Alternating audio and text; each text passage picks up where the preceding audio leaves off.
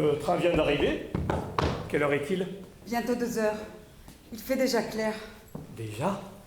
Mais il a combien de retard, ce train? 2 heures au moins?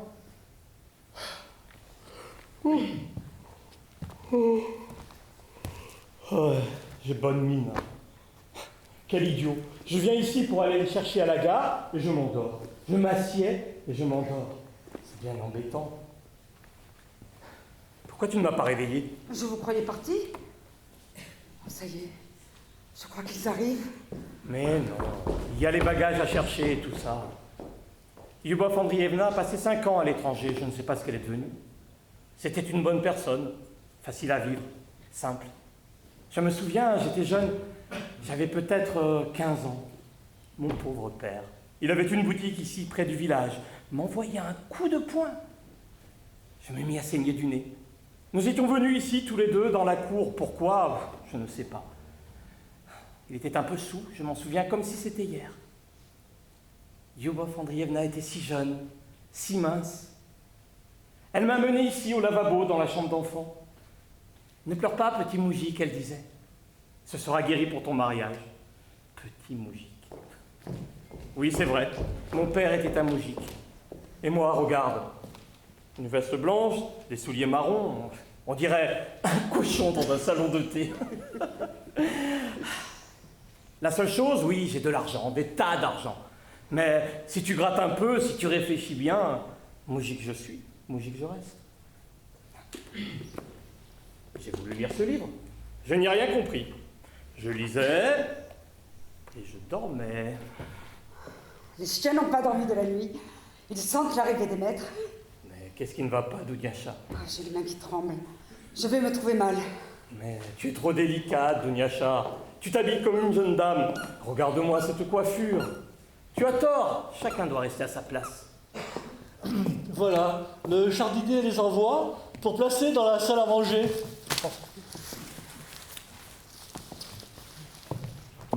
Et apporte-moi du kvass. Bien, monsieur. Ce matin, nous avons de la gelée blanche. Il fait moins 3 degrés. Et la cerisier est en fleurs. Je ne peux pas approuver notre climat. Non, je ne peux pas. Notre climat n'est pas convenablement coopératif. Et puis, Armolai Alexeyevitch, permettez-moi de vous dire que j'ai acheté ces bottes il y a 3 jours. Et j'ose vous l'avouer, elles craquent de façon considérable. Avec quoi faudrait-il les graisser? Fiche-moi la paix, tu m'agaces. Chaque jour, quelques malheurs me frappent. Je ne dis rien, je me suis habitué. Ça me fait même sourire. Bon, je me retire. Oh, vous voyez, ce genre d'incident, c'est comment dire, permettez-moi l'expression, c'est remarquable.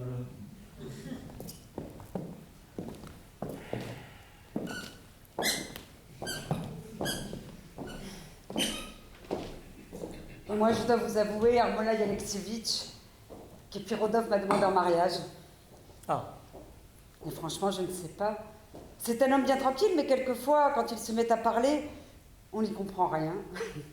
Il parle bien, avec du sentiment, mais je n'y comprends rien. Je crois qu'il me plaît. Lui, il m'aime comme un fou. C'est un homme qui n'a pas de chance. Tous les jours, quelque chose. Il se moque de lui ici. Il l'appelle 1000 malheurs. Ça y est, je crois qu'ils arrivent. Ils arrivent. Mais qu'est-ce que j'ai, moi? Je me sens toute froide. Est-ce qu'elle va me reconnaître? Cela fait 5 ans qu'on ne s'est pas vu. Allons-y. Je vais tomber.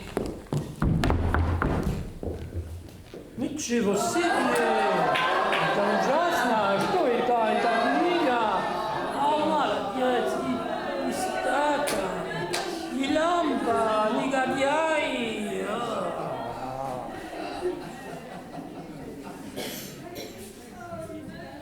Passons par ici. Oui. Alors, c'est ce chien qui voulez-vous? Ce chien mangeait des noisettes? Des noisettes, comment dites-vous ça? Oui, vous savez, des noisettes. Maman, viens. Je te rappelle cette chambre. La chambre d'enfant.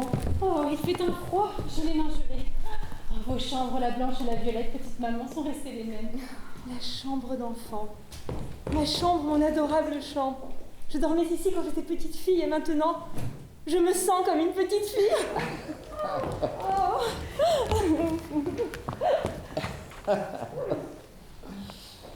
Varia n'a pas changé, on dirait une nonne. Et j'ai reconnu Dunyasha. Le train avait 2 heures de retard, hein. Ouais, ça c'est de l'efficacité. On n'en pouvait plus d'attendre. Pendant les 4 nuits de voyage, je n'ai pas dormi. Et maintenant, j'ai des frissons. Mais vous êtes partis pendant le carême. Il neigeait, il gelait. Et maintenant, ma chérie, je n'en pouvais plus d'attendre. Ma joie, ma lumière.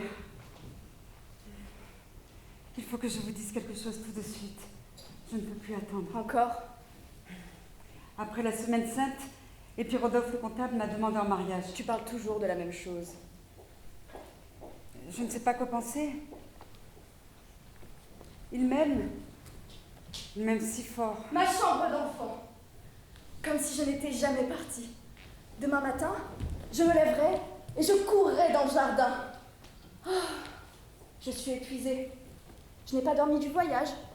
J'étais oppressée. J'avais de l'angoisse. Il y a 3 jours, Piet Sergiovitch est arrivé. Pétia! Il dort dans le pavillon des bains. Il y habite. Il dit « J'ai peur de les déranger ». Il faudrait le réveiller, mais Barbara Mirailovna me l'a défendu. Elle m'a dit « Ne le réveille pas ».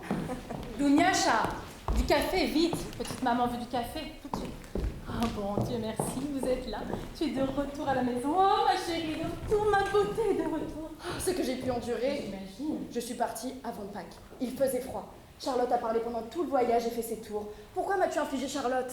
Oh, mais tu n'aurais pas pu partir seule, ma chérie, pas à 17 ans. J'arrive à Paris. Maman habite au 5e étage.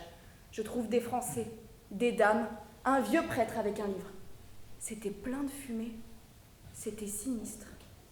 J'ai eu soudain pitié de maman, mais tellement pitié. J'ai mis mes mains autour de sa tête. Je l'ai serrée dans mes bras, je ne pouvais plus la lâcher.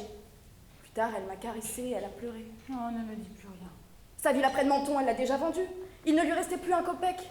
Et maman qui ne comprend rien, nous avions tout juste pour le voyage. Quand on mange dans les gares, elle demande ce qu'il y a de plus cher et donne 1 rouble de pourboire à chaque garçon. Charlotte fait pareil. Yacha, lui aussi, demande une portion pour lui tout seul. Yacha et le laquais de maman, nous l'avons ramené ici. Oui, je l'ai vue, cette canaille. Bon, et ici, comment ça va? Vous avez pu payer les intérêts? Mais avec quoi? Oh mon Dieu. La propriété sera vendue au mois d'août. Mon Dieu.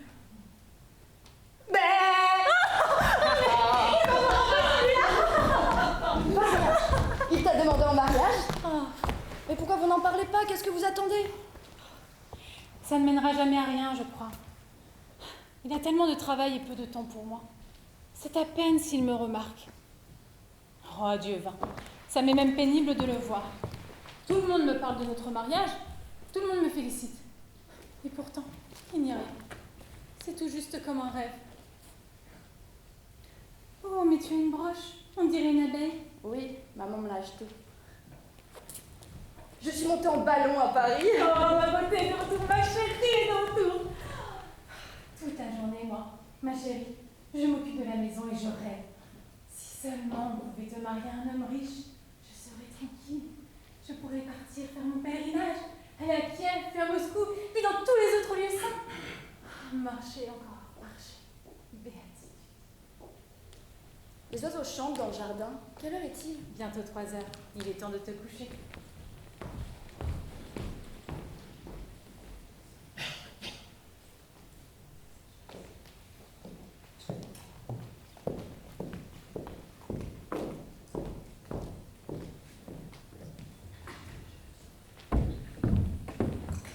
Puis-je passer par ici?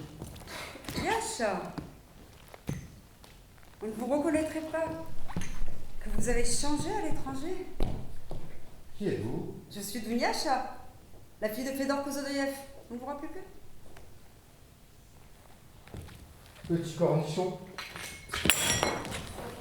Qu'est-ce qui se passe? J'ai cassé une soucoupe. Ça porte bonheur. Il faut dire à maman que J'ai défendu qu'on le réveille. Il y a 6 ans, mon père est mort. 1 mois plus tard, mon petit frère Grisha se noyait. Maman n'a pas pu le supporter. Elle est partie sans un regard en arrière. Et Petya Trofimov était le précepteur de Grisha, il pourrait le lui rappeler. Madame prendra son café ici. Bon, le café est prêt. Dis donc, toi, et la crème? Oh mon Dieu. Espèce de propre à rien. De retour de Paris. Le maître allait à Paris, lui aussi. On attelait les chevaux et hop là, à Paris. Qu'est-ce qu'il y a, Firs? Vous désirez? Ah, ma maîtresse est de retour. J'ai bien fait d'attendre. Maintenant, on peut bien mourir. Comment c'était? Attends que je me rappelle. Une blanche dans le coin et la rouge au milieu. Eh, bille en tête. Ah, il fut un temps, ma sœur, où nous dormions tous les deux dans cette chambre. Et aujourd'hui, j'ai 51 ans. Aussi étrange que cela paraisse.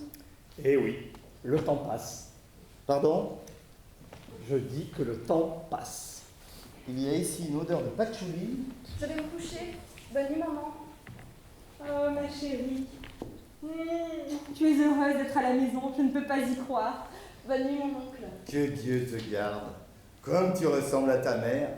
Toi, Liuba, à son âge, tu étais exactement comme elle. Elle est épuisée. C'est que le voyage est très long. Bien, messieurs, il est bientôt 3 heures. Il serait temps de vous retirer. Tu es toujours la même, Varia. Je bois mon café et nous nous retirerons tous. Извините, пожалуйста. Merci, très cher. Не за что. Je me suis habituée au café, j'en bois nuit et jour. Merci, très cher vieil homme. Bon, je dois voir si tous les bagages sont là. C'est vraiment moi, assise ici. Je voudrais crier, agiter les bras, mais... Mais je dors peut-être. Dieu sait que j'aime mon pays. Dans le train, je ne pouvais même pas regarder par la portière, je pleurais sans arrêt. Mais il faut que je boive mon café. Merci, Firs. Merci, très cher vieil homme. Je suis si heureuse que tu sois toujours vivant. Avant-hier. Il est dur d'oreille. À 5 heures, il faut que je parte pour Kharkov, c'est bien embêtant. J'aurais aimé vous regarder, vous parler. Vous êtes toujours la même, vous êtes splendide. Elle est même plus belle qu'avant, habillée comme une Parisienne. Abri d'abattu, fruit des 4 fers. Votre frère que voici, Léonid Andrievitch, dit que je suis une brute, un koulak. Ça m'est égal qu'il dise ce qu'il veut.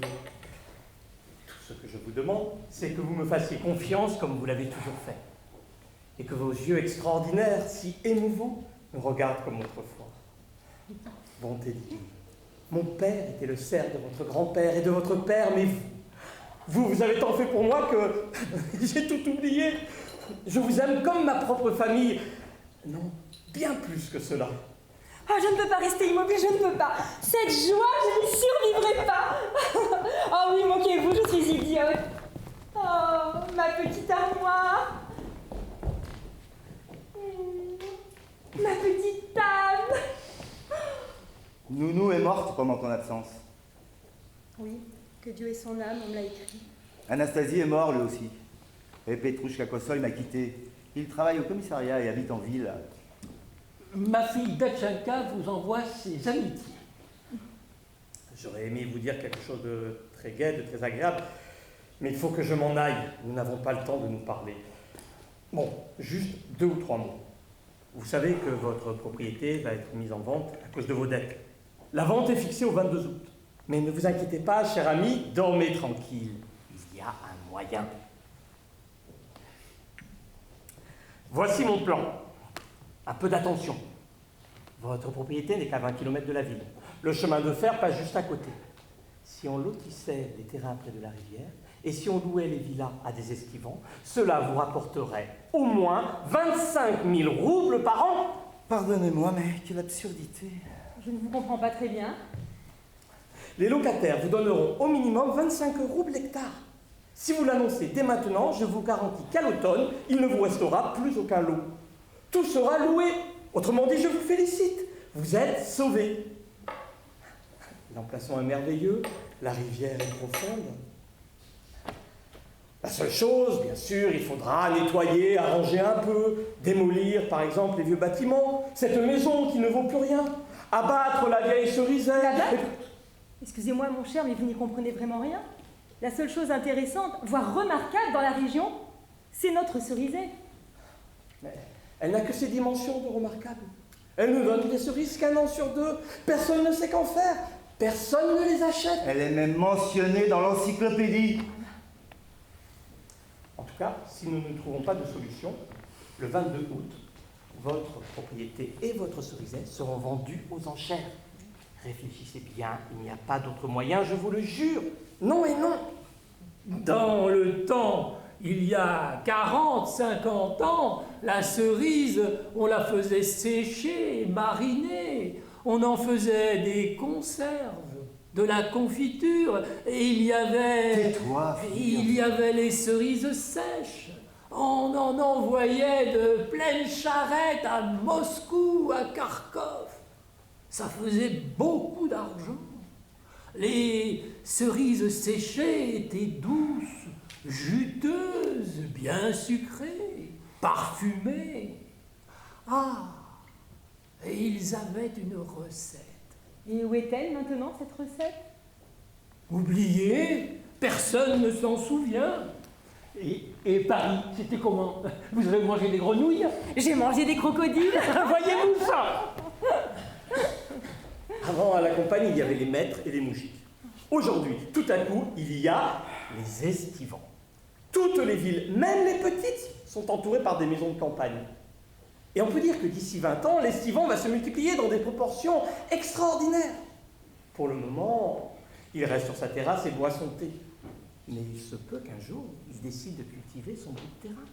Alors, votre cerisette deviendra riche, heureuse, superbe. Mais quelle absurdité! Ah, petite maman, il y a 2 télégrammes pour vous. Les voici. Ils viennent de Paris. Avec Paris, c'est fini. Sais-tu l'âge de cette armoire, Liuba? Il y a une semaine, j'ai regardé à l'intérieur et j'ai vu des chiffres gravés au feu. Cette armoire a été faite il y a exactement 100 ans. Qu'est-ce que tu en dis, hein? On pourrait fêter son jubilé. C'est un objet inanimé, mais tout de même, c'est une armoire. 100 ans, voyez-vous ça? Ah oui, c'est quelque chose, hein. Chère et très respectée armoire, je salue ton existence dévouée depuis plus de 100 ans au glorieux idéal du bien et de la justice. Ton appel silencieux au travail fécond ne s'est jamais affaibli au cours de ces 100 ans, soutenant bravement, à travers les générations de notre famille, la foi en un lendemain meilleur et raffermissant en nous le goût du bien et du devoir social. Oui. Tu es toujours le même, Léonide. Je joue la rouge dans le coin, plein bille.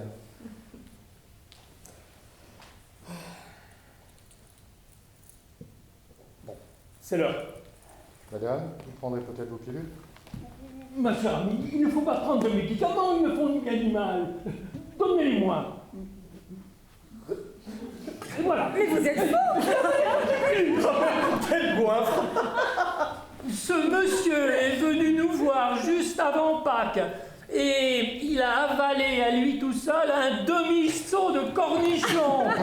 Pistache, si il est malade, c'est pas goût. Qu'est-ce qu'il dit? Ça fait 3 ans qu'il marmonne comme ça, on s'y est habitué. C'est le vieillage.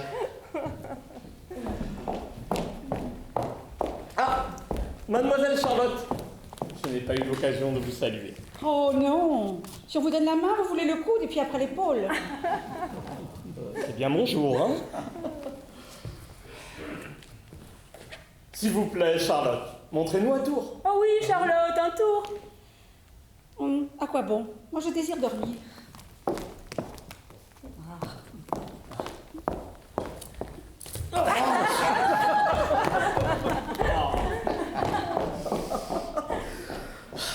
Bon, c'est l'heure. Au revoir. Au revoir.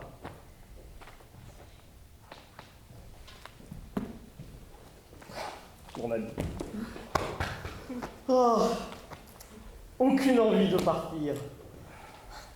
Si vous réfléchissez au sujet de la villa, et si vous vous décidez, faites-moi signe, je vous trouverai 50 000 roubles. Réfléchissez sérieusement. Mais enfin, allez-vous-en. Je m'en vais, je m'en vais. Un grossier personnage, ce Lopaline. Oh, pardon, excusez-moi. Varia va l'épouser. C'est le petit fiancé de Varia. Ne dites pas des choses non nécessaires, mon oncle. Et j'en serais très heureuse, Varia. C'est un homme bon. C'est vrai que comme être humain, il a du mérite. Ma fille Dachenka, dit que... mais elle dit tellement de choses.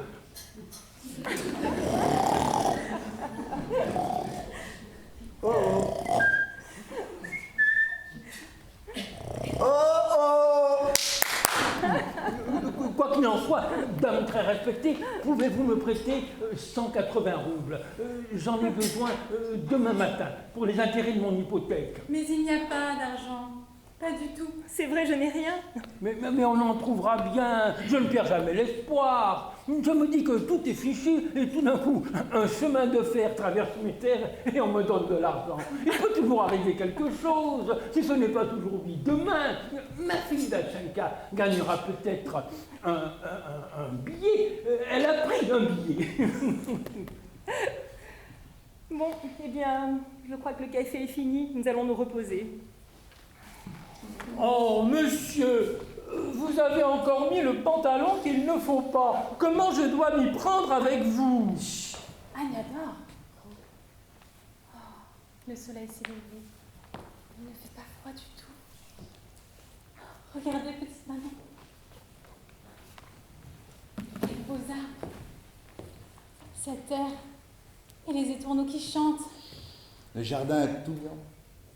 Tu n'as pas oublié, Yuba, cette longue allée qui s'en va toute droite comme une courroie tendue, et qui brille les milieux. Tu n'as pas oublié, tu te souviens? Oh, ma jeunesse, ma pureté.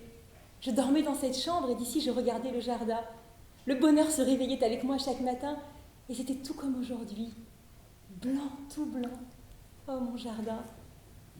Après l'automne sombre et humide, après l'hiver froid, tu es de nouveau tout jeune. Les anges du ciel ne t'ont pas abandonné. Si on pouvait arracher cette pierre pesante de mes épaules et de ma poitrine, si je pouvais oublier le passé. Oui, et le jardin sera vendu pour dette, aussi étrange que cela paraisse. Regarde maman qui marche dans le jardin en robe blanche, c'est elle. Mais où? Oh, que Dieu vous garde, petite maman. Mais non, je l'ai imaginé, il n'y a personne. Dans le tournant de la tonnelle, à droite, il y a un petit arbre blanc penché, on dirait une femme. Quel jardin étonnant! Les masses blanches des fleurs, le ciel bleu. Lyubov Andrievna, je suis venu vous saluer, je m'en vais tout de suite.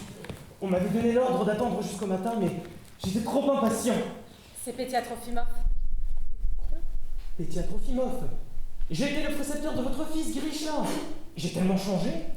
Non, Lyuba, non. Oh, Petia, je vous avais dit d'attendre demain. Grisha, mon petit garçon. Grisha, mon fils. Qu'est-ce qu'on peut faire, petite maman?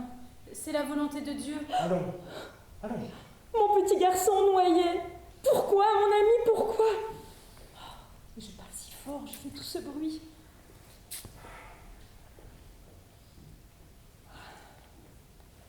Eh bien, Petia, pourquoi êtes-vous devenu si vieux, si laid? Dans le train, une vieille dame m'a traité de monsieur Mité. Vous étiez un charmant petit étudiant et maintenant, ces cheveux clairsemés, ces lunettes, est-il possible que vous soyez encore étudiant? Je crois que je serai un éternel étudiant. Et maintenant, au lit. Toi aussi, tu as vieilli, Léonide. Alors, c'est l'heure d'aller dormir. Oula, ma goutte. Lyubov Andreevna, mon âme, 240 roubles, j'en ai besoin. Il ne perd pas son idée, lui, hein. Mais je vous les rendrai, c'est une si petite somme. Mais je ne les ai pas, mon ami. 240 roubles pour les intérêts de mon hypothèque. Donne-les-lui, Léonide, il en a besoin. Et il les rendra. Compte là-dessus, mon vieux, et garde ta poche ouverte. Ma sœur a l'habitude de jeter l'argent. Écarte-toi, mon cher. Tu sens la basse-cour. Et vous, Léonid Andréevitch, vous êtes bien resté le même. Pardon, qu'est-ce qu'il a dit? Ta mère est au village. Depuis hier, elle t'attend. Elle veut te parler. Auquel aille se faire voir. Tu n'as pas honte. J'avais bien besoin d'elle, elle aurait pu venir demain. Petite maman est restée la même. Elle n'a pas changé. Oui, Si on l'écoutait, elle donnerait tout. si pour lutter contre une maladie, on donne une infinité de remèdes, cela signifie que la maladie est incurable. Moi, je réfléchis, je me creuse la cervelle et je trouve beaucoup de remèdes. Ce qui signifie aucun. Ce serait merveilleux d'hériter de quelqu'un ou de marier notre Anya à un homme très riche. Ce serait une bonne idée d'aller à Yaroslav, voir notre tante la comtesse. Elle est très riche. Si seulement Dieu voulait nous aider. Ne pleurniche pas, elle est très riche, mais elle ne nous aime pas. Tout d'abord parce que ma sœur a épousé un avocat et non pas un noble. Elle n'a pas épousé un noble, on ne peut pas dire qu'elle s'est conduite très vertueusement. Elle est bien, bonne, gentille, je l'aime beaucoup, hein. Mais quelles que soient les circonstances atténuantes qu'on pourrait lui trouver, elle est dépravée, ça se sent dans chacun de ses gestes. Annette à la porte. Pardon, et quelque chose est tombé dans mon œil droit, c'est dingue, j'y vois plus rien. Jeudi dernier, quand j'étais au tribunal... Anya, pourquoi tu ne dors pas? Je ne peux pas, je n'y arrive pas. Ma toute petite, mon enfant, tu n'es pas ma nièce, tu es mon ange, tu es tout pour moi. Crois-moi, je t'en prie, crois-moi. Mais je te crois, mon oncle. Tout le monde t'aime et te respecte. Mais cher oncle, tu ne devrais pas parler autant. Qu'est-ce que tu disais de maman, de ta sœur? Oui, c'est réellement affreux. Oh mon Dieu, sauvez-moi, mon Dieu! Et aujourd'hui encore ce discours à l'armoire. Quelle stupidité! Mais c'est seulement quand j'ai fini que j'ai compris combien c'était stupide. C'est vrai, cher oncle, hein, vous ne devriez pas parler. Ne parlez pas, voilà tout. Si tu parles moins, tu seras toi-même beaucoup plus paisible. Je me tais. Je me tais.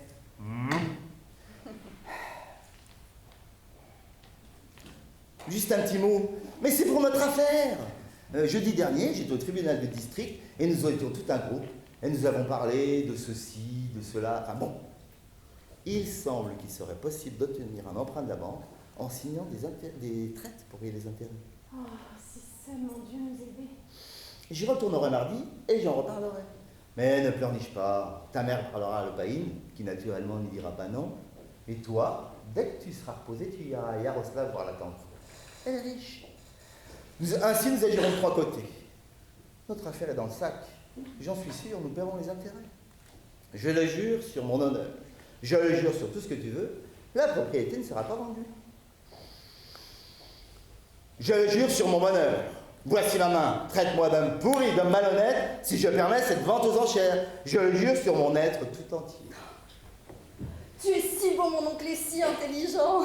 Je suis tranquille maintenant, je suis heureuse. Léonid Andrievitch, n'avez-vous donc aucune crainte de Dieu?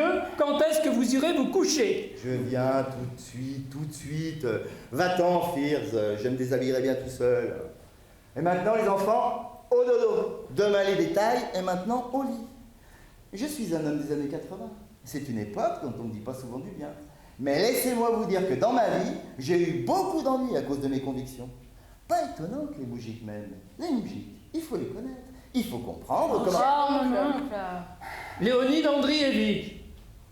Je viens. Allez vous coucher. Bille en tête, avec des fers droites. Ah, je suis tranquille maintenant. Ça ne me dit rien d'aller à Yaroslav et je n'aime pas la grand-tante. Mais je suis calme, grâce à l'oncle. C'est l'heure d'aller dormir. Moi, j'y vais. Tu sais que nous avons eu beaucoup d'ennuis durant ton absence. Tu sais que dans l'ancien office n'habitent que les très vieux domestiques. Filmouchka, Polia, Yevgeny et Ossika. L'idée leur a pris de laisser coucher avec eux des vagabonds. Je n'ai rien dit. Et puis, j'ai appris qu'ils racontaient que j'avais donné l'ordre de ne les nourrir que de lentilles. Par avarice, tu comprends. C'est Yevgeny qui a raconté ça. Moi, je me suis dit très bien. Si c'est comme ça, on va voir un peu. J'ai fait appeler Yevgeny. Il est arrivé, je lui ai dit, mais enfin, Yevgeny, comment peux-tu? Oh, Michel. Elle s'est endormie. Viens,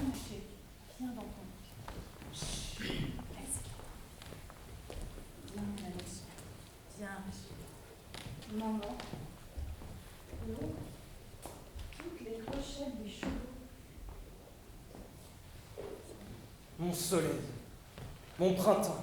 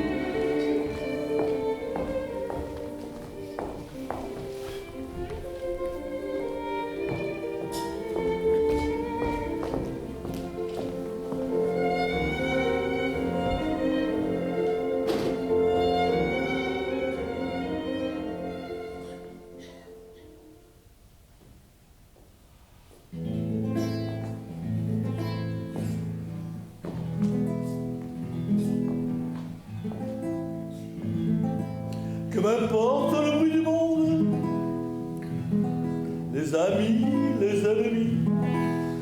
Ah, c'est réellement agréable de jouer de la mandoline. C'est une guitare, ce n'est pas une mandoline. Pour l'insensé qui était pris d'amour, c'est une mandoline. Si mon cœur pouvait se réchauffer au feu de l'amour partagé, Ces gens-là au sont mal. feu de l'amour partagé. Bon, c'est fini. Et puis Rodolphe, tu es un vrai cerveau. Et tu fais très peur. Les filles doivent être folles de toi. J'ai lu tas d'images remarquables, mais à franchement parler, je ne sais pas choisir mon destin, ce que je veux réellement. Vivre ou bien me tirer une balle dans la tête. Bon.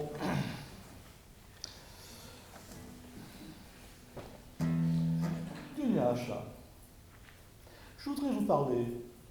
Allez, parlez. Il serait désirable pour ma part de vous parler dans l'intimité. Très bien, mais allez me chercher ma petite cape, elle est à côté de l'armoire. Il fait un peu humide ici. Bon, je vous l'apporte. Bon, maintenant, je sais ce que je dois faire avec mon revolver.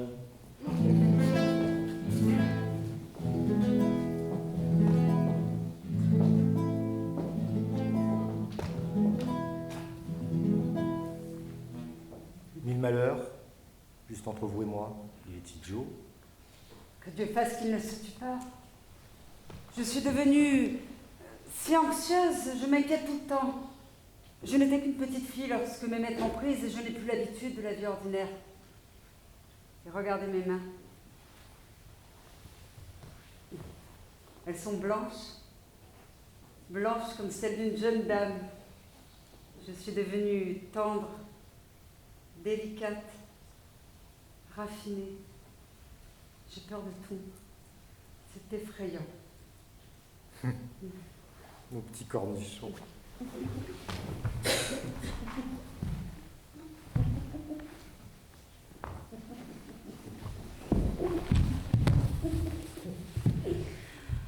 Et si vous me trompiez, Yacha, je ne sais pas si mes nerfs le supporteraient.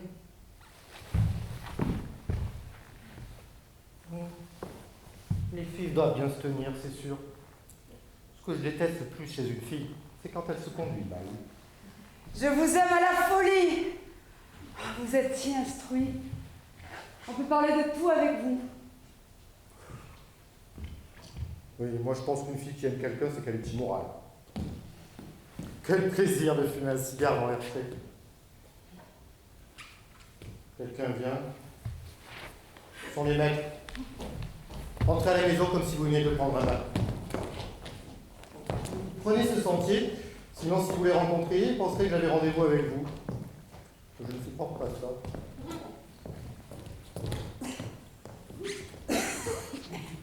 J'ai mal à la tête. C'est le cigare.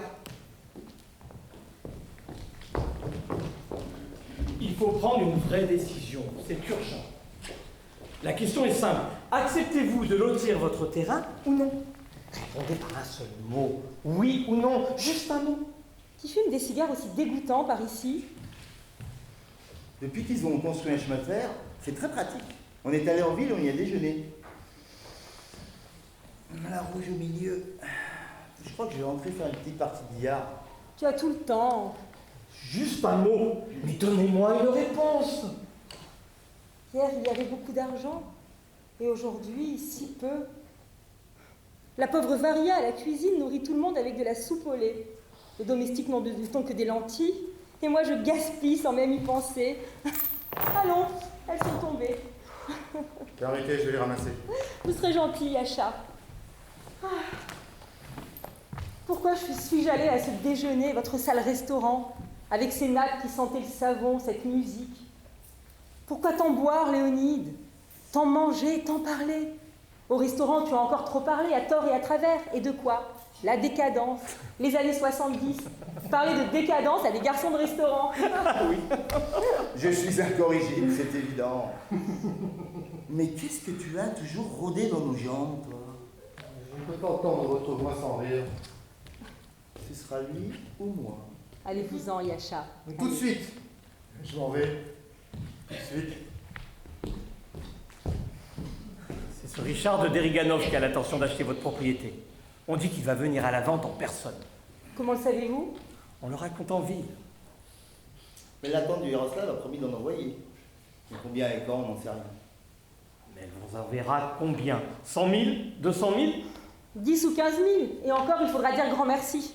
Non, mais, excusez-moi, mais des gens aussi frivoles, aussi peu pratiques, aussi étranges que vous, je n'en ai jamais rencontré. On vous dit pourtant très clairement que votre propriété est en vente et on a l'impression que vous ne comprenez pas. Mais que faut-il faire? Apprenez-nous. Mais je vous l'apprends chaque jour, je vous le dis. Et la cerisière, et la propriété, il faut les lotir, et vite. La vente aux enchères est là, tout de suite. Mais comprenez donc, quand vous aurez pris cette décision, vous trouverez tout l'argent que vous voudrez, et vous serez sauvés.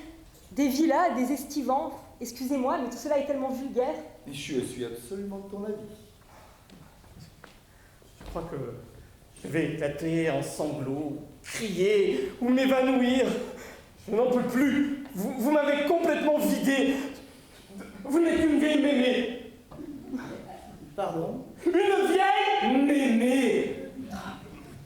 Ne partez pas, mon petit, restez. Nous aurons peut-être une idée. Mais il n'y a aucune idée à avoir. Restez. De toute façon, quand vous êtes là, c'est plus gai. Il me semble toujours que quelque chose va se passer, comme si le toit allait s'effondrer sur notre tête. Deux billes dans le coin, avec rappel au milieu. Nous avons commis trop de péchés. Quel péché auriez-vous pu commettre? On dit que j'ai mangé toute ma partie en bonbons. Oh, mes péchés. J'ai toujours répandu l'argent comme une folle sans retenue. J'ai épousé un homme qui ne savait faire que des dettes. Il est mort au champagne. Et pour mon malheur, je deviens amoureuse d'un autre. Et alors là, j'ai reçu mon premier châtiment. Comme un coup sur la tête. ici, dans cette rivière. Mon petit garçon s'est noyé. Alors je suis partie à l'étranger, partie pour de bon, pour ne plus jamais revenir, jamais revoir cette rivière. Mais lui, il m'a poursuivi, impitoyable, brutal. J'ai acheté une maison à Menton parce qu'il était tombé malade. Et pendant 3 ans, je n'ai pas connu le repos, ni le jour, ni la nuit. Mon malade m'a martyrisée, mon âme s'est desséchée. L'année dernière, on a vendu la maison pour dette. Alors je suis allée à Paris. Et là, il m'a volée, il m'a rejetée, il s'est mis avec une autre. J'ai essayé de m'empoisonner. C'était si stupide, si honteux. Et tout à coup, un désir si fort de revoir ma Russie, ma terre natale, ma petite fille.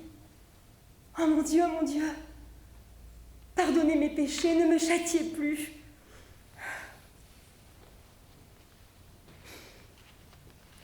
Ce télégramme vient de Paris. Il me demande pardon. Il me supplie de revenir.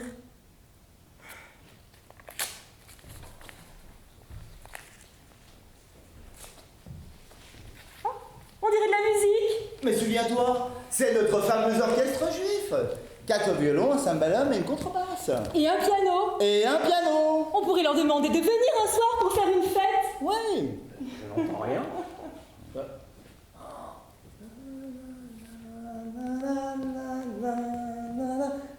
Les Prussiens, si on les perd, en l'air du français, la la la la. J'ai vu une pièce hier soir au théâtre, très drôle. C'était sûrement pas drôle du tout. Au lieu d'aller voir des pièces, vous devriez vous regarder vous-même. Vos vies à tous sont tellement grises et vous dites tant de mots superflus. C'est vrai. Il faut admettre que nos vies sont stupides.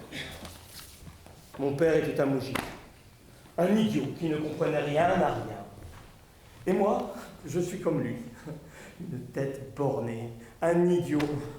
Je n'ai rien étudié. Mon écriture est atroce. On dirait un cochon qui écrit là. Vous devriez vous marier, mon petit. Oui, c'est vrai. Avec notre Varia, c'est une brave fille. Oui. Elle est d'une famille simple, elle travaille du matin au soir. Et par-dessus tout, elle vous aime. Et vous l'aimez bien aussi, depuis longtemps. Je ne dis pas non. C'est une brave fille. On m'a offert un travail dans une banque. 6 000 par an. Tu étais au courant? Oh non, pas toi, reste donc à ta place. S'il vous plaît, monsieur, mettez ça, il fait humide. Mais tu m'embêtes, mon vieux. Oh, allons. Déjà, ce matin, vous êtes parti sans un mot. Oh, Spassiba. Tu as vieilli, Firs. Vous désirez? Elle dit que tu as beaucoup vieilli. Ah, c'est que je vis depuis longtemps. On essayait de me marier, que votre père n'était pas encore né. Quand les serfs ont été affranchis, j'étais déjà premier valet de chambre. J'ai refusé la liberté et je suis resté avec mes maîtres. Je me rappelle, ils étaient tous heureux. Heureux de quoi? Ils n'en savaient rien. Eh oui, c'était la belle vie. En ce temps-là, au moins, on fouettait. Cela va de soi, les moujiks étaient avec les maîtres et les maîtres avec les moujiks. Aujourd'hui, tout s'en va en morceaux, on n'y comprend plus rien. Tais-toi, Firs. Demain, j'irai en ville. On m'a promis de me faire rencontrer un certain général qui nous avancerait de l'argent contre une traite. Ça ne mènera à rien. On ne pourrait pas rembourser les intérêts, ça, j'en suis certain. Il délire, il n'y a aucun général. Maman est là? Mais voici notre petit monde.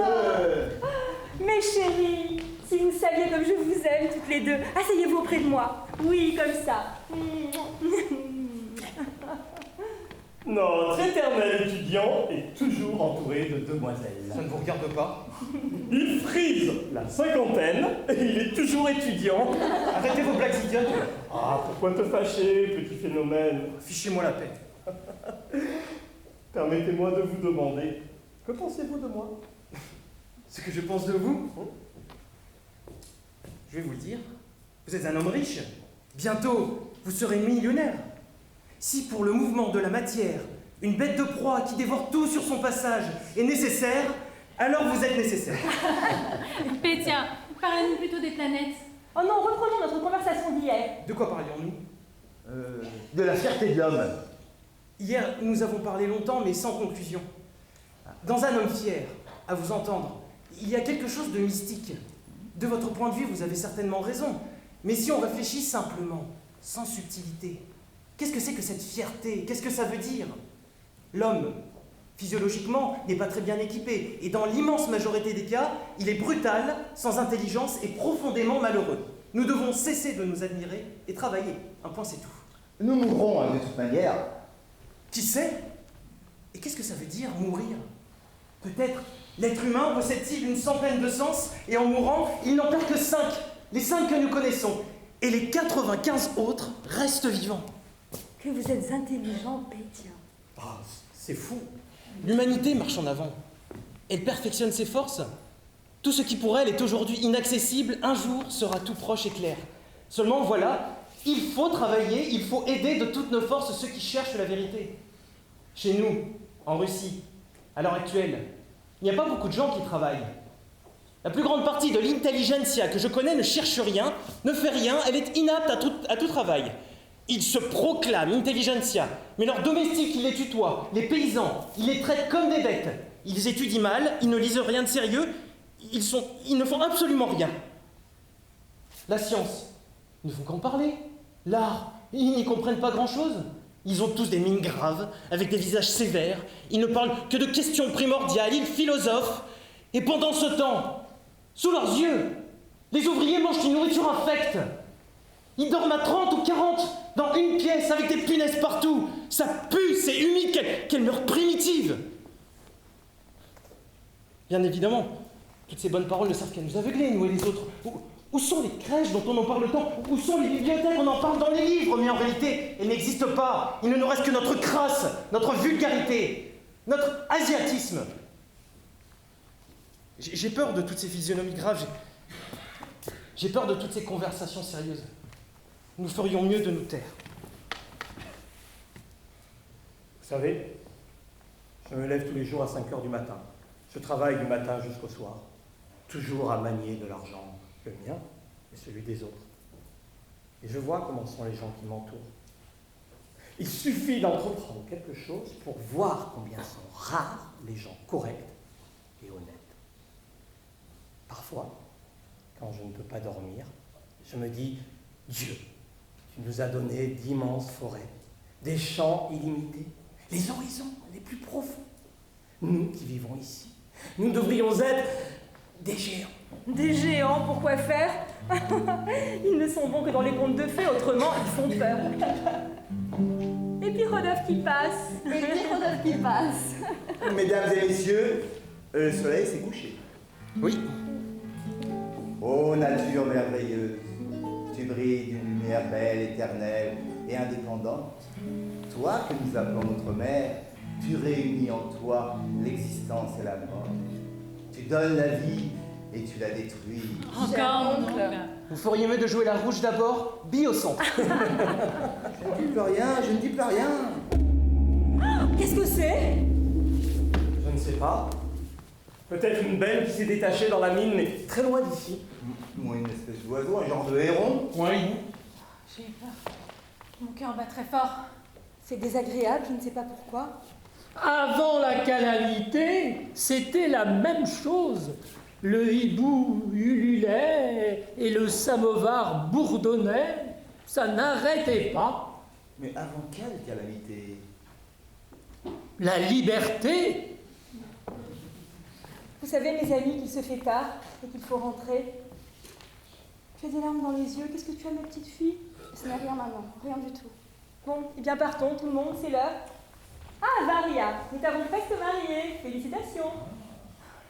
Mais, petite maman, il ne s'agit pas d'un sujet de plaisanterie. Va t'enfermer dans un couvent, Ophélie. Ophélie, ô nain, souviens-toi de moi dans tes prières. Bon, venez tout le monde, c'est l'heure. J'ai les mains qui tremblent. Il y a longtemps que j'ai pas joué au billard. Je dois vous rappeler, mesdames et messieurs, que le 22 août, votre cerisier sera vendu aux enchères. Pensez-y, pensez-y sérieusement.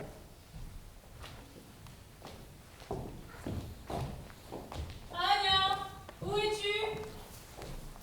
Varia redoute que nous tombions amoureux l'un de l'autre. De tout l'été, elle ne nous a pas laissés en paix, de peur d'une romance entre nous. Son esprit étroit ne peut pas comprendre que nous sommes au-dessus de l'amour. Éviter tout ce qui est mesquin et illusoire, tout ce qui nous empêche d'être libres et heureux. Voilà l'objet, voilà le but de notre vie. En avant, nous avançons irrésistiblement vers cette étoile lumineuse qui brille là-bas dans le lointain. En avant, mes amis, et que personne ne reste en arrière. Vous parlez bien. Il fait délicieusement bon ici aujourd'hui. Oui, ce temps est une merveille. Qu'est-ce que vous m'avez fait, Pétia? Pourquoi je n'aime plus la cerisée comme avant? Je l'aimais si tendrement. Il me semblait qu'il n'y avait pas plus bel endroit sur terre que notre jardin. La Russie tout entière est notre jardin. La terre est grande et belle. Elle regorge d'endroits merveilleux. Pensez-y, Anya. Votre grand-père, votre arrière-grand-père et tous vos ancêtres étaient des propriétaires de serres. Ils possédaient des âmes vivantes. Et ne voyez-vous pas que dans chaque cerise de votre jardin, dans chaque feuille, dans chaque tronc d'arbre, il y a des êtres humains qui vous regardent. Vous n'entendez pas leur voix. Possédez des âmes vivantes. Cela vous a tous transformés. Ceux qui vivaient autrefois et ceux qui vivent aujourd'hui. Si bien que votre mère, vous, votre oncle, vous ne vous rendez même pas compte que vous vivez aux dépens des autres, aux dépens de gens à qui vous ne permettez pas de dépasser votre vestibule. Nous sommes d'au moins 200 ans en retard, nous n'avons rien acquis, nous n'avons aucune attitude positive envers notre passé. Et il est si clair que si nous voulons commencer à vivre dans le présent, il nous faut expier notre passé, le liquider. Et on ne peut l'expier que par la souffrance. Et un travail extraordinaire, sans fin. Pensez-y, Anya. La maison dans laquelle nous vivons depuis longtemps n'est plus notre maison. Je la quitterai, vous en avez ma parole. Et si vous avez les clés de la maison, jetez-les dans le puits et partez. Soyez libre comme le vent. Comme c'est bien exprimé. Comprenez-le, Anya, j'ai à peine 30 ans. Je suis jeune, je suis encore étudiant. Et malgré ça, j'ai déjà tellement souffert. Quand vient l'hiver, je suis affamé, malade, anxieux, pauvre, comme un mendiant. Et malgré ça, toute mon âme, à chaque minute, jour et nuit, était pleine de pressentiments inexplicables. Je sens venir le bonheur, Anya, je le vois déjà. La lune se lève. Anya, où es-tu? Oui, la lune se lève. Et voici venir le bonheur. Il vient de plus en plus près. J'entends ses pas. Et si nous ne le voyons pas, si nous ne le reconnaissons pas, aucune importance. D'autres le verront. Anya, où es-tu? Encore cette Varia. C'est un saumon. Descendons à la rivière, on y est si bien là-bas. Oui, allons-y. Anya! Anya!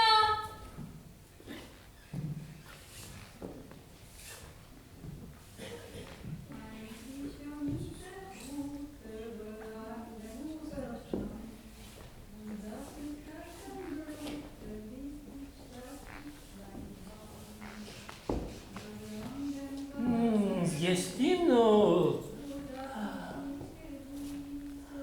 Diepane. Ah, la voilà. Ah, propre à rien. là. C'est toi, Firth? Qu'est-ce que tu cherches ici? Madame a perdu son porte-monnaie. Ah. Eh bien?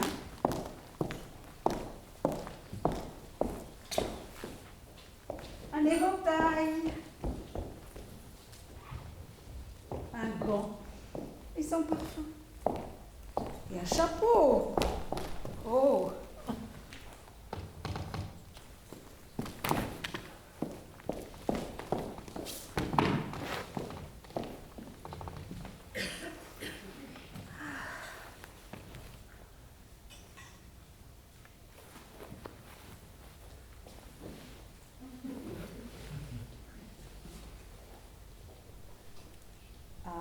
2, 3. Oh, je t'aime, mon petit monsieur.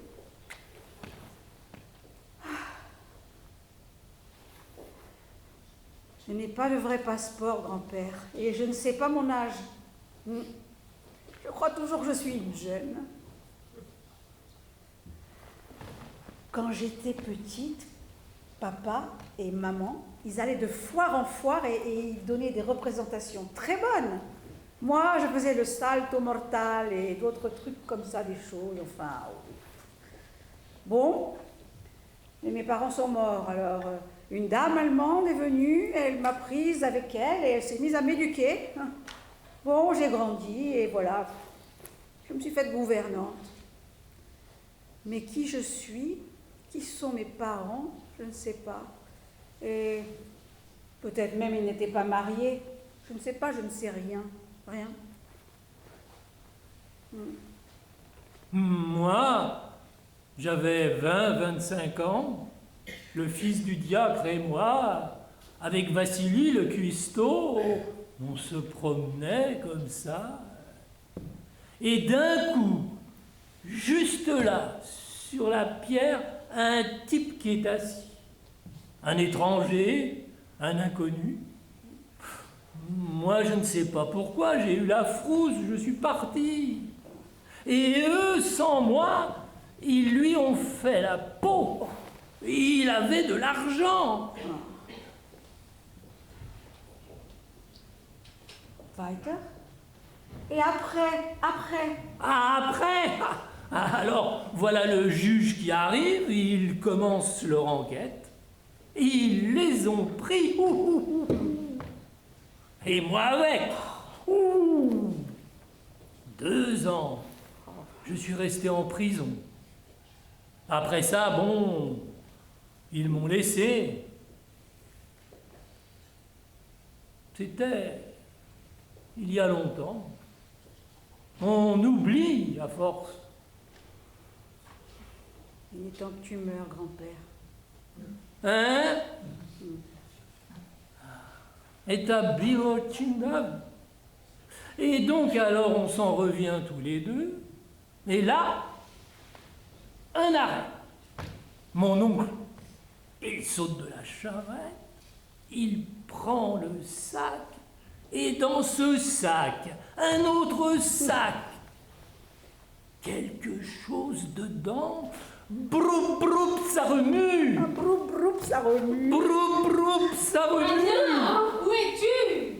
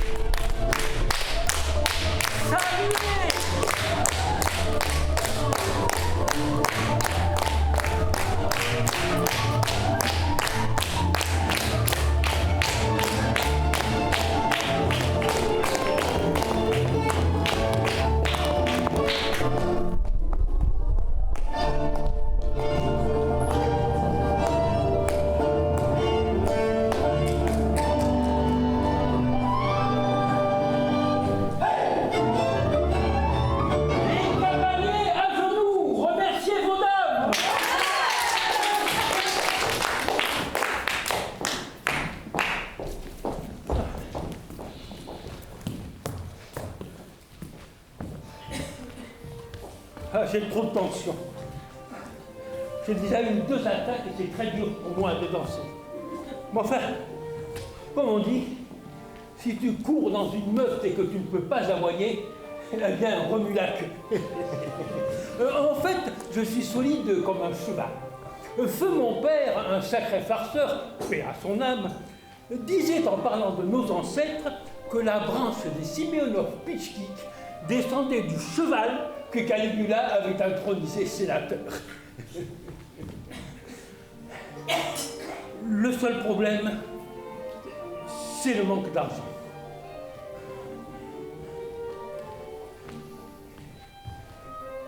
Chien au ventre creux ne pense qu'à la viande.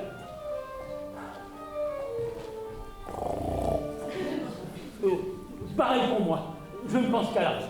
C'est vrai, dans votre allure, il y a quelque chose de chevalin. Mais c'est une bonne bête, un cheval. Et puis ça peut se vendre, un cheval. Madame Lopachine. Madame Lopachine. Le monsieur Mité. C'est vrai, je suis un monsieur Mité, et j'en suis fier. Bon, on a engagé des musiciens. Et comment va-t-on les payer? L'énergie que vous avez dépensée à chercher de l'argent pour payer vos intérêts, si vous l'aviez utilisée dans un meilleur but, vous auriez pu finalement renverser le monde. Nietzsche, le philosophe, le plus grand, le plus célèbre, un homme au cerveau colossal, écrit qu'on a le droit de fabriquer de la fausse monnaie. Et vous avez lu Nietzsche? Chacun m'en a parlé. Mais au point où j'en suis, si je pouvais, j'en fabriquerais, moi, de la fausse monnaie. Après-demain, j'ai 310 roubles à payer. J'en ai déjà trouvé 130. J'en ai déjà trouvé. Mais où est l'argent? Où est l'argent? J'ai perdu l'argent! Ah, et voilà, dans ma doublure. Ah, ça m'a mis tout en sueur. Pourquoi Léonine n'est pas rentrée? Qu'est-ce qu'il fait en ville? Doniacha offre du thé aux musiciens. Il est probable que la vente n'a pas eu lieu. Ce n'est vraiment pas un bon moment pour engager des musiciens, pas un bon moment pour donner un bal. Enfin, tant pis. Allons, messieurs. La carte du dessus. La dame de pique? Oui? Vous en êtes sûr? Oh! Ah, bravo! Oui. Cher monsieur Pitchkik, choisissez une carte. C'est fait. Oui, prenez-la.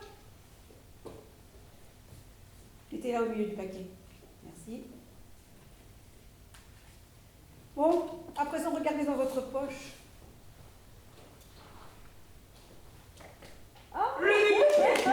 Absolument exact.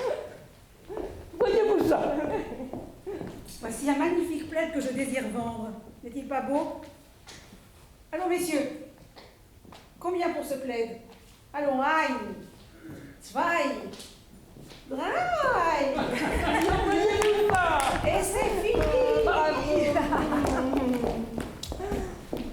Alors, il est là, c'est gagne. Ah, et Léonide qui n'est toujours pas de retour. Qu'est-ce qu'il fait en ville si tard? De toute manière, là-bas, tout est réglé.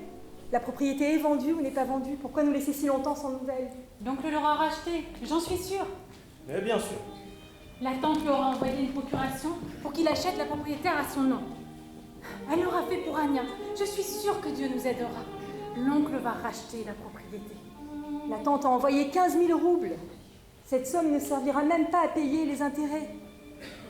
Mon destin se décide aujourd'hui. Mon destin. Madame Lopachine. Oh, l'éternel étudiant, hein, déjà chassé 2 fois de l'université. Pourquoi tu te fâches, Varia? Il te taquine avec l'oparine. Et après, si tu veux, épouse l'oparine, c'est un homme bon. Et si tu ne veux pas, ne l'épouse pas. Personne ne t'y oblige, ma chérie. Mais j'y pense très sérieusement, petite maman. À vous parler franchement, c'est un homme bien et il me plaît. Eh bien alors, qu'est-ce que tu attends? Je ne te comprends pas. Épouse-le. Mais petite maman, je ne peux tout de même pas le demander en mariage. Il y a 2 ans que tout le monde me parle de lui. Et à moi, il ne dit pas un mot. Ou alors il blague. Et je comprends. Il ne cesse de s'enrichir. Il n'a pas de temps pour moi.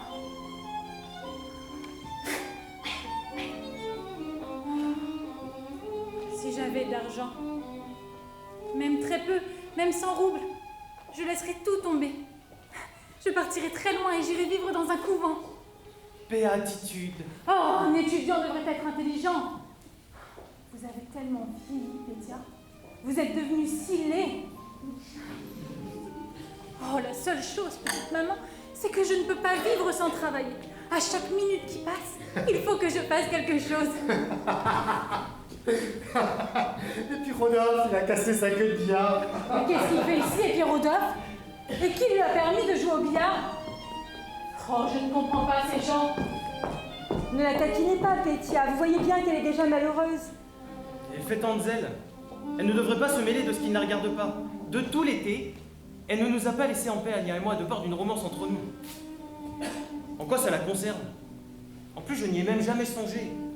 Je suis si loin d'une telle vulgarité. Nous sommes au-dessus de l'amour. Et moi, je dois être au-dessous de l'amour. Et pourquoi Léonide n'est pas là? On voudrait savoir, est-ce que la propriété est vendue, oui ou non? Le malheur me paraît tellement inconcevable, je ne peux même pas l'imaginer. Sauvez-moi, Pétia, dites quelque chose, parlez. Que la propriété aujourd'hui soit vendue ou non, quelle différence? Tout ça est fini depuis longtemps. On ne peut pas revenir en arrière, l'herbe a envahi le sentier. Calmez-vous, ma chère amie. Ne vous faites pas d'illusions. Pour une fois dans votre vie, regardez la vérité en face. Mais quelle vérité?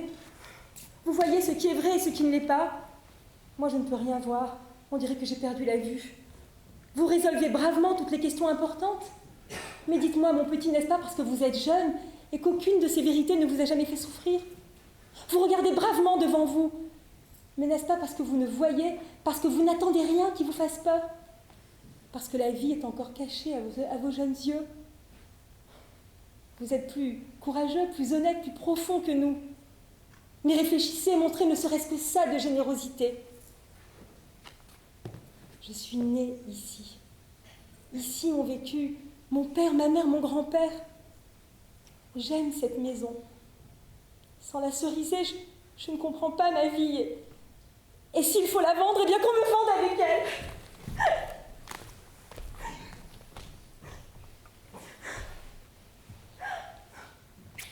Après tout, mon fils s'est noyé ici. Prenez pitié de moi, vous êtes bon et charitable. Vous savez que je suis avec vous, de toute mon âme. Il faut dire ça d'une autre façon, d'une autre façon. Mon âme est si lourde aujourd'hui, vous ne pouvez pas imaginer. Il y a tant de bruit ici. Et j'ai peur de me retirer et d'être seule dans le silence.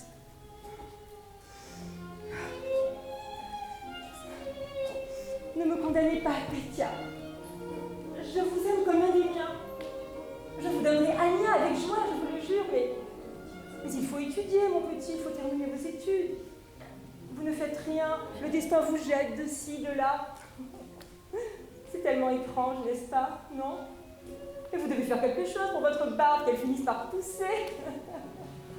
Que vous êtes drôle. Je n'ai aucun désir d'être beau.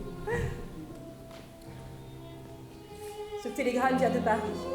J'en reçois chaque jour, et hier, et aujourd'hui. Ce sauvage est de nouveau malade, ça ne va toujours pas. Il me supplie de lui pardonner et de revenir. Et à vrai dire, oui, je devrais faire un saut à Paris. Je devrais être auprès de lui. Vous avez l'air si sévère, Pétia. Mais que faire, mon ami? Qu'est-ce que je peux faire? Il est malade, seul, malheureux. Qui là-bas s'occupera de lui? Qui l'empêchera de faire des bêtises? Qui lui donnera ses médicaments quand il faut? Je ne peux pas le taire ou le cacher. Je l'aime, c'est clair. C'est une pierre autour de mon cou. Elle m'entraîne et je me noie. Mais j'aime cette pierre et je ne peux pas vivre sans elle. Ne pensez pas de mal de moi, Pétia, ne dites rien, rien. Pour l'amour du ciel, pardonnez ma franchise. Mais il vous a volé. Oh non, non, non, ne parlez pas comme ça. Mais c'est une canaille. Vous êtes la seule à ne pas le savoir. Une canaille minable, un médiocre. Vous avez 26 ou 27 ans et vous êtes encore un petit collégien. Soit. Vous devez être un homme à votre âge. Vous devez comprendre ce qui aime. Vous devez aimer. Vous devez tomber amoureux.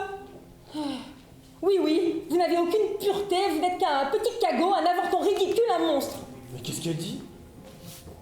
Je suis au-dessus de l'amour. Mais non, vous n'êtes pas au-dessus de l'amour, vous n'êtes qu'un propre à rien, comme dirait Fierce.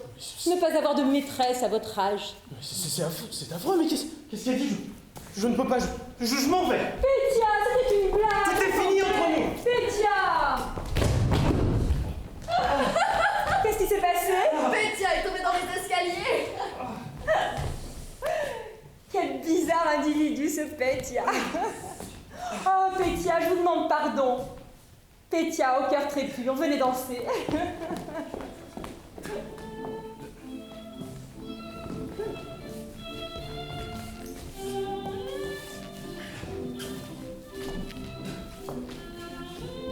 Alors, grand-père? Oh, je ne vais pas très fort. Dans le temps, nous avions des généraux, des barons, des amiraux quand nous donnions un bal. Maintenant, il faut envoyer chercher l'employé de la poste, le chef de gare, et ils se font prier pour venir. Je me suis affaibli. Le vieux maître, que Dieu ait son âme, le grand-père, soignait toutes les maladies avec de la cire à cacheter. Moi, j'ai pris de la cire à cacheter tous les matins pendant 20 ans, peut-être plus. C'est peut-être pour ça que je suis encore vivant. Tu nous ennuies, grand-père. Tu ferais mieux de crever bientôt. Allez, va, propre à rien, Nigadiaï.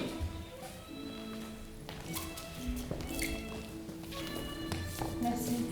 Je suis fatiguée, je veux m'asseoir un peu. À la cuisine, un homme vient de me dire que la cerisée était vendue. À qui? Il me l'a pas dit, il est parti. C'était un vieux radoteur, il est pas d'ici. Et Léonid Andrievitch qui n'est pas rentré. Il porte un manteau léger de demi-saison. Il est capable de prendre froid en jeunesse. Je vais mourir. Yacha, allez savoir à qui c'est vendu. Mais il est parti depuis longtemps, le vieux. Puis Pourquoi Rodolphe. riez-vous? Et puis Rodolphe est complètement vide, quel phénomène. Ce qui vous malheur. réjouit. Firs, où iras-tu si la propriété est vendue? J'irai où vous m'ordonnerez d'aller. Pourquoi tu as cette mine? Tu es malade? Tu devrais aller te coucher. Ah oui, je vais me coucher. Et qui va servir? Qui va s'occuper de tout? Je suis le seul pour toute la maison. Lyubov Andrievna, permettez-moi de vous demander une faveur, soyez généreuse. Si vous retournez à Paris, emmenez-moi avec vous, je vous en supplie. C'est positivement impossible pour moi de rester ici. J'ai pas besoin de vous le dire, vous le voyez bien vous-même. Ce pays est sans culture, sans moralité, et d'un ennui. À la cuisine, la nourriture est infecte. Et ce Firs qui rôde partout en enchaînant des idioties. Emmenez-moi avec vous, je vous en supplie. Permettez-moi de vous inviter pour une valsounette, très belle dame. Enchanteresse, hein. Vous me prêterez 130 roubles, hein. Vous me les prêterez 130 roubles, hein.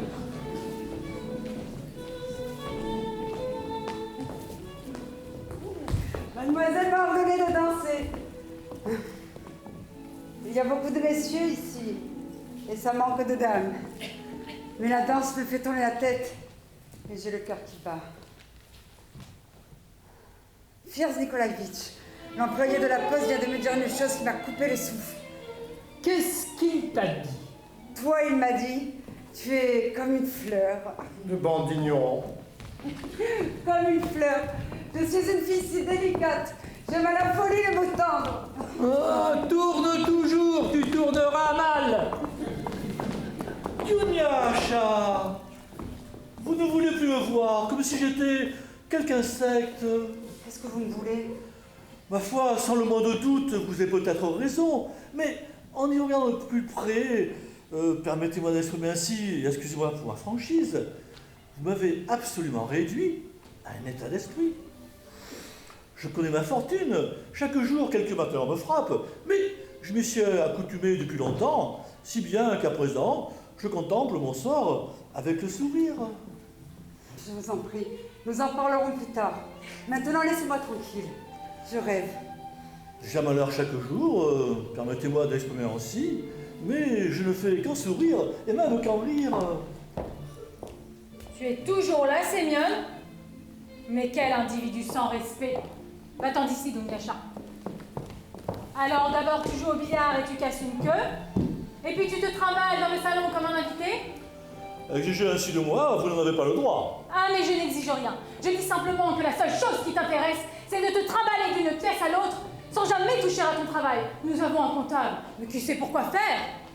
Si je travaille, si je me balade, si je mange ou si je joue au billard, sans matière à être discutée par personne de compréhension et plus âgée. Ah, tu oses me dire ça? Et ça te fait rire? Ah, tu dis que je ne comprends rien. Allez, dehors, sors de ma vue, dehors! Je vous prie d'exprimer que plus de délicatesse. Ah, sors de ma vue! Mille malheurs, sors de ma vue! Je me plaindrai à votre sujet. Aïe! C'est bon. Merci pour ce charmant accueil. C'est ma faute. Non, ce n'est rien. Merci du fond du cœur. Oh, mais je vous en prie, je ne vous ai pas fait mal, au moins. Mais non, ce n'est rien. J'aurai une grosse bosse, et puis c'est tout. Ermola Alexievitch est arrivé. Ermola Alexievitch est là. Enfin mes yeux le regardent, enfin mes oreilles l'entendent. Oh, tu sens quelque peu le cognac, mon ami. Nous ici aussi, nous prenons du bon temps. Ermola Alexievitch, c'est vous? Pourquoi si tard? Où est Léonide? Il est rentré avec moi. Il arrive. La vente a eu lieu? Dites-moi vite. La vente s'est terminée vers 4 heures. On a raté le train. Il a fallu prendre celui de 9h30. Ma tête tourne un peu. Léonide alors? Alors quoi, Léonide? Pour l'amour de Dieu, dis-moi! Prends Saphir, ce sont des harengs et des anchois de Kerch. J'ai rien mangé aujourd'hui. J'ai tellement souffert. 15:18. Je meurs de fatigue. Viens m'aider à me changer. Mais que s'est-il passé à la vente alors? Raconte-nous! La cerisée est vendue. Vendu. Qui l'a achetée? Moi. C'est moi qui ai acheté la cerisette. Un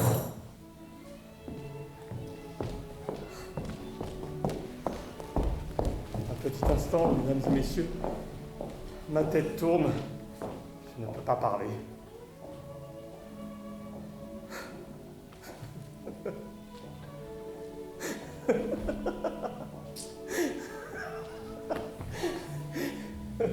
Quand je suis arrivé à la vente, Deriganov était déjà là. Léonide Andreevitch n'avait que 15 000. Et d'entrée, en plus de la dette, Deriganov a offert 30 000. Quand j'ai vu ça, je m'y suis mis et j'ai offert 40 000. Et lui 45 et moi 55. C'est-à-dire qu'il poussait de 5 à chaque fois. Et moi de 10. Et ainsi de suite, jusqu'à la fin. En plus de la dette, j'ai offert 90 000. Et je l'ai eu.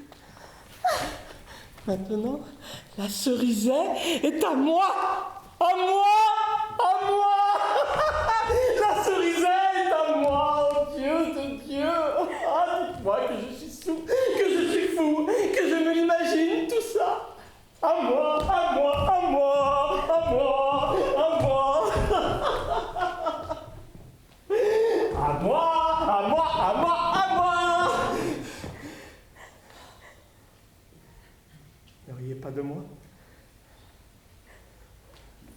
Si mon père et mon grand-père sortaient de leur cercueil, et s'ils voyaient ce qui se passe, comment moi, leur Yarmolaï, battu, illettré, Yarmolaï qui courait pieds nus même en hiver, comment ce même Yarmolaï a racheté cette propriété, la plus belle du monde. J'ai racheté la propriété où mon père et mon grand-père étaient des serfs, où ils n'avaient pas le droit d'entrer, pas même dans la cuisine.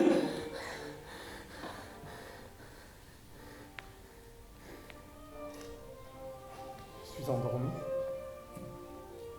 C'est un rêve, une vision. C'est le fruit de votre imagination, envahi par le noir.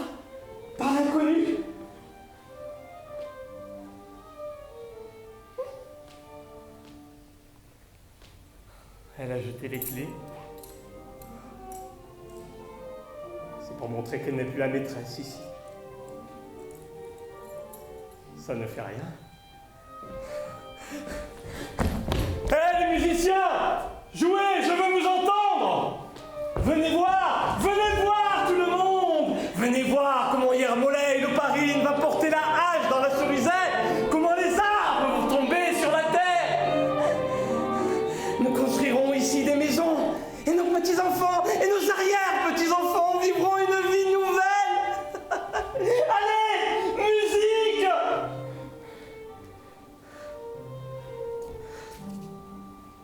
Mais pourquoi? Pourquoi vous ne m'avez pas écouté? Ma pauvre amie, il est trop tard maintenant. Si tout ça pouvait finir très vite, si elle pouvait cesser, notre vie malheureuse, maladroite. Elle pleure. Allez, laissons-la seule. Allons dans la salle de bal. Qu'est-ce qui se passe? Plus fort la musique! Que tout soit fait comme je veux! Venez voir, c'est le propriétaire de la cerisière qui arrive! Et je peux payer pour tout! Maman? Maman, tu pleures?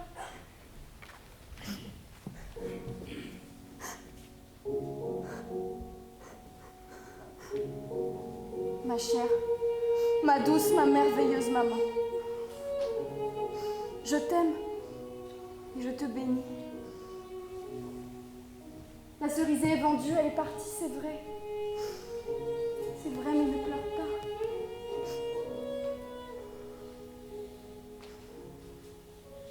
Tu as ta vie devant toi et ton âme bonne et pure. Viens, maman. Nous partirons d'ici. Nous planterons un nouveau jardin, encore plus splendide. Et tu verras, tu comprendras. Et la joie, une joie immense descendra dans ton âme comme le soleil à l'heure du soir. Viens, maman.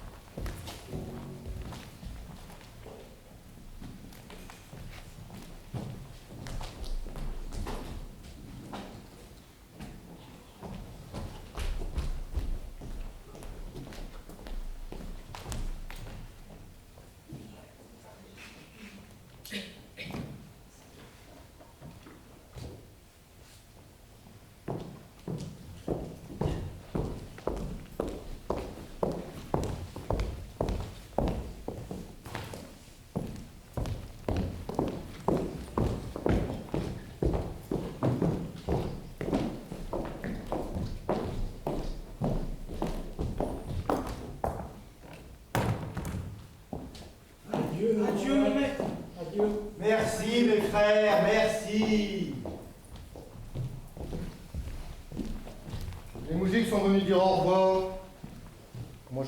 Yarmolad Alexevitch, moi je pense que ce sont de braves gens, mais qu'ils ne comprennent pas grand-chose. Tu leur as donné ton porte-monnaie, Louba? Mais c'est pas possible, c'est vraiment pas possible. Je n'ai pas pu m'en empêcher. Je vous le demande humblement. Acceptez une coupe avant de partir. Je n'ai pas pensé à en acheter en ville, et à la gare, je ne trouvais qu'une bouteille. Je vous en prie. Vous n'en voulez pas? Non. Si j'avais su, je n'en aurais pas acheté. D'ailleurs, moi non plus, je n'en veux pas. Yacha, toi au moins prends une coupe.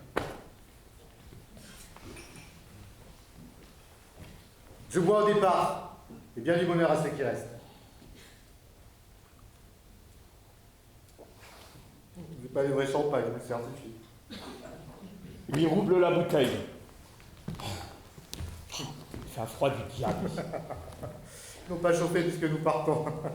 Qu'est-ce qui te prend? Pas rien, c'est la joie.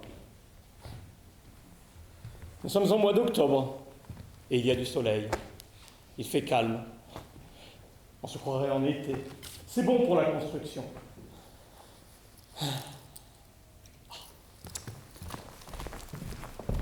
Le train part dans 46 minutes. Ça veut dire qu'il faut être prêt dans 20 minutes. Pressez un peu. Je crois qu'il est l'heure de partir, les voitures sont devant la porte. Où diable sont mes caoutchoucs? Ils ont disparu. Anya! Anya! Mes caoutchoucs ont disparu. Je ne les trouve plus. Et moi, je dois aller à Kharkov. Je prendrai le même train que vous. Je resterai tout l'hiver à Kharkov. J'ai passé mon temps à bavarder avec vous. Je me suis crevé à ne rien faire. Je ne peux pas vivre sans travailler. Je ne sais que faire de mes mains. Elles pendent bizarrement, comme si j'étais à quelqu'un d'autre. Nous allons partir tout de suite et vous pourrez reprendre vos utiles travaux. Allez, viens boire un verre. Non. Alors maintenant, c'est l'université? Oui, je les accompagne à la ville et demain je vais à Moscou. Alors les professeurs ont suspendu leurs cours? Ils attendent ton arrivée? Ça ne vous regarde pas, ça ne te regarde pas. Ça fait combien d'années que tu étudies à l'université? Je cherche quelque chose de neuf. Ça c'est vieux et bête. Tu sais, on ne se reverra probablement jamais. Alors laisse-moi te donner un conseil d'adieu. Ne balance pas tes bras. Perds cette habitude. Ne balance pas. Autre chose. Construire des villas. Espérer qu'avec le temps, les estivants deviendront propriétaires. Ce genre de calcul, c'est comme les bras. C'est pareil. Et pourtant, je t'aime. Tu as les doigts fins et tendres, comme un artiste. Et tu as une âme fine et tendre. Alors adieu, mon ami, et merci pour tout. Si tu en as besoin, je te donne un peu d'argent pour le trajet. Pourquoi faire? Pas besoin. Mais je suis sûr que vous n'en avez pas. J'en ai, merci. J'en ai reçu pour une traduction. Il est dans ma poche. Mais toujours pas de caoutchouc. Attrapez-les vos saletés. Varia, pourquoi êtes-vous toujours si fâché? Mais... Non mais ce sont pas mes caoutchoucs. L'an passé, j'ai semé pour 500 hectares de pavots. Résultat, 40 000 roubles. Et mes pavots, quand ils étaient en fleurs, oh, quel tableau. Enfin bref, tout ça pour te dire que si tu as besoin d'argent, je t'en donne. Ton père était un moujik, le mien un pharmacien. Ça ne prouve rien. Laisse ça. Laisse ça.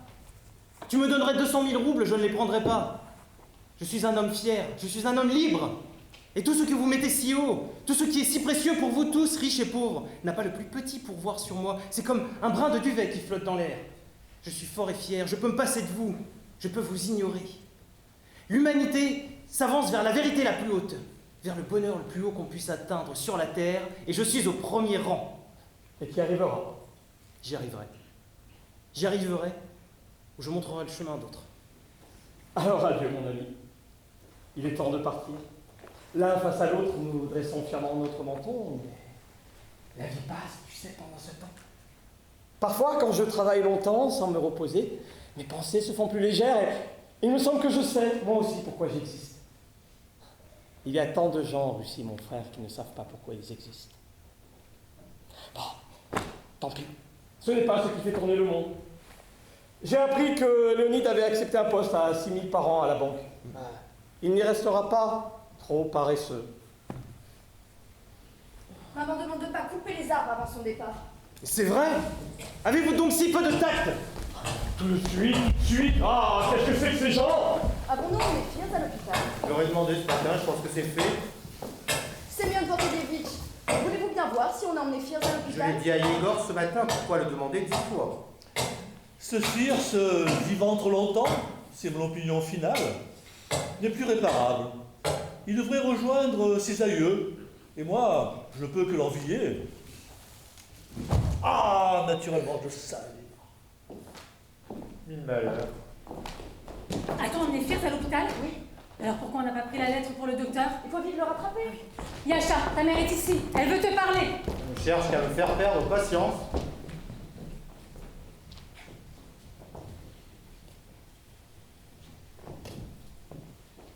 Pas même un regard pour moi, Yasha. Vous partez. Vous m'abandonnez. Mais pourquoi pleurer?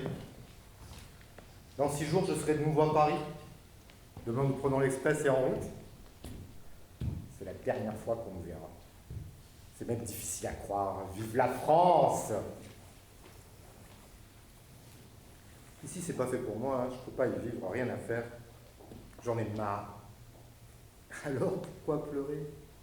Conduisez-vous correctement, vous n'aurez pas besoin de larmes. Je vous ai aimé, Yasha. Je vous ai tant aimé. Yasha, je suis une tendre créature. Ils arrivent.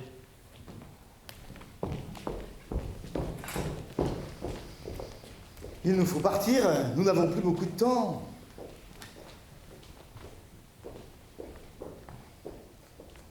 Mais qui sent le hareng ici? Dans une dizaine de minutes, nous monterons en voiture. Adieu, ma chère maison, ma vieille grand-mère. L'hiver passera, le printemps reviendra et tu ne seras plus là. Tout ce que ces murs ont vu. Oh, mon trésor! Tes yeux brillent comme des diamants. Tu es contente, très contente? Oui, très. Une nouvelle vie commence, maman. Oui, tout va très bien maintenant. Avant de vendre la cerisière, nous étions anxieux, nous souffrions. Et depuis que tout est réglé, irrévocablement, définitivement, tout le monde a retrouvé son calme et la gaieté. Me voilà employé de banque, financier, la rouge au milieu. Et toi, Liuba, malgré tout ça, sans aucun doute, tu as bien meilleure mine. C'est vrai, mes nerfs vont mieux, je dors bien. Yasha, emportez les affaires, c'est l'heure. Nous nous reverrons, ma petite fille. Tu reviendras bientôt? Je vais à Paris. J'y vivrai avec l'argent de la vieille tante. L'argent qu'elle avait envoyé pour acheter la propriété. Vive la tante! Mais cet argent ne durera pas longtemps. Tu reviendras bientôt, n'est-ce pas, maman? Bientôt. Pendant ce temps, je vais étudier. Je vais passer mes examens, je travaillerai, je t'aiderai. Nous lirons des tas de livres ensemble. Nous lirons beaucoup de livres pendant les longues soirées d'automne. Reviens, maman. Je reviendrai, mon trésor. Charlotte chante. Elle est contente.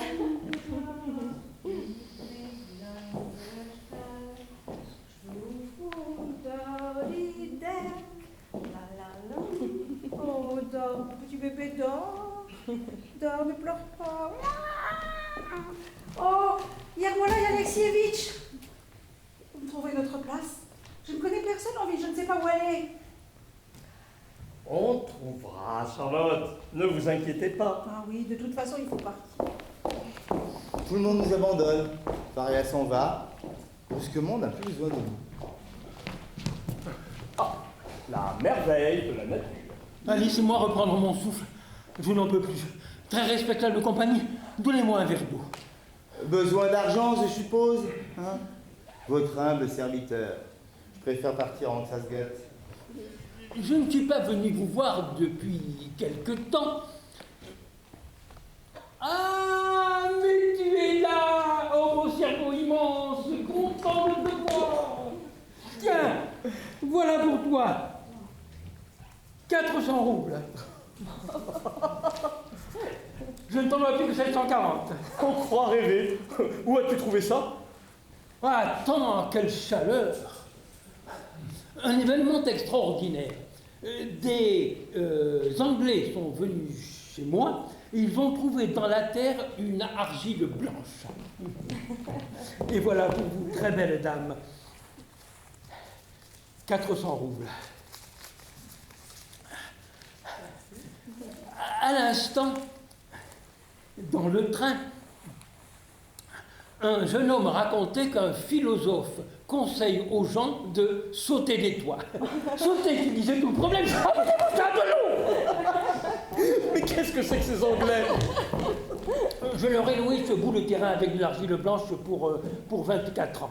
Et maintenant, je n'ai pas le temps, il faut que je file ailleurs. Je dois de l'argent à tout le monde. Chez Karmamonov, chez Znoukov, je repasserai jeudi. Maintenant, nous déménageons en ville et demain, je pars à l'étranger. Ah, mais pourquoi en ville? Ah oui, je vois, oui. Les meubles, les bagages. Mais ce n'est rien. Ce n'est rien, Dieu vous aidera. Soyez heureuse. Tout a une fin dans ce monde. Et si un jour vous apprenez que ma fin est venue, souvenez-vous de ce vieux cheval et dites « Il y avait une fois dans le monde un certain Simeonov Pichkik, que Dieu est son âme. » Un temps merveilleux, vraiment. Ma fille Dachenka vous envoie ses amitiés. Bon, maintenant, nous pouvons nous mettre en route. Mais je m'en vais avec deux inquiétudes. D'abord, Firs qui est malade. Firs est à l'hôpital, Yasha s'en est occupée ce matin. Mon autre chagrin, c'est Varia. Elle est habituée à se lever de bonne heure, à travailler. Et sans travail, elle est comme un poisson hors de l'eau. Elle a maigri, elle est pâle. Et elle pleure, pauvre petite. Yermolai Alexeyevitch, j'ai rêvé de la marier avec vous. Et tout laisser supposer que vous l'épouseriez.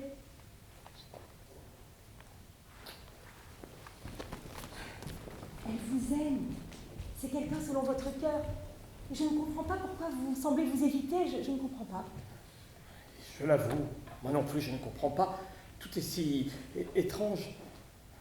Mais s'il vous reste un peu de temps, je serai prêt maintenant. Finissons-en et basta. J'avoue que sans vous, jamais je ne ferai ma demande. Merveilleux. D'ailleurs, ça ne prendra qu'une minute, je l'appelle tout de suite. Et par chance, nous avons du champagne.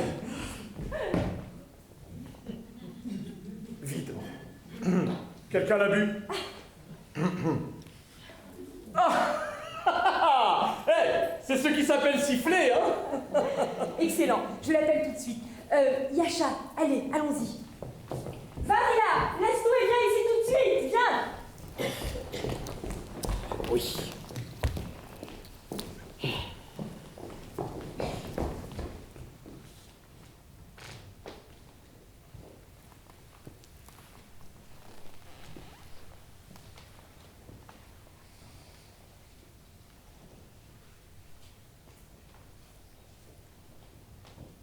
C'est bizarre. Je ne le trouve pas.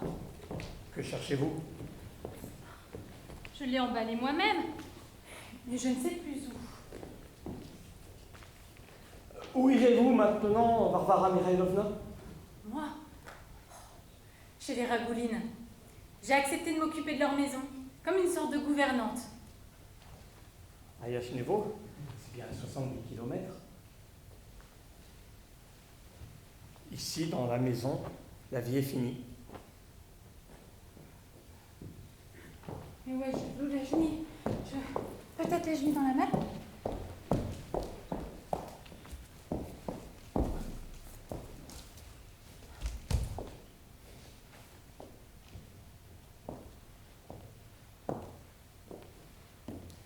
Oui. La vie dans cette maison est finie. Et elle ne reprendra jamais. Et moi, je m'en vais pour Kharkov. Par le même train, beaucoup de choses à faire. J'ai laissé Pirodov ici. Je l'ai engagé. Pourquoi pas? L'an passé, à la même époque, il neigeait déjà, si vous vous rappelez. Aujourd'hui, il fait soleil. Il fait beau. Le seul problème, c'est le froid. Pas loin de 3 degrés. Je n'ai pas regardé. D'ailleurs, notre thermomètre est cassé. Yermola Yelitsevitch! Yermola Yelitsevitch! Jean-Louis!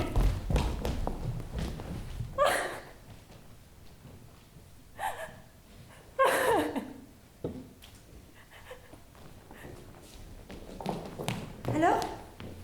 Ah, c'est l'heure de partir.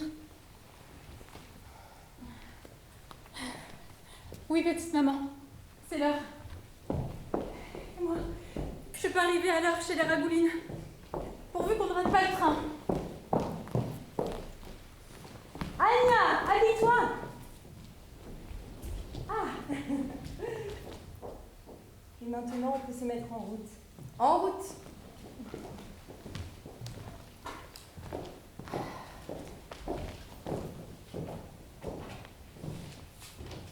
Mes amis, mes chers, mes très chers amis, au moment de quitter pour toujours cette maison, je ne peux pas rester silencieux.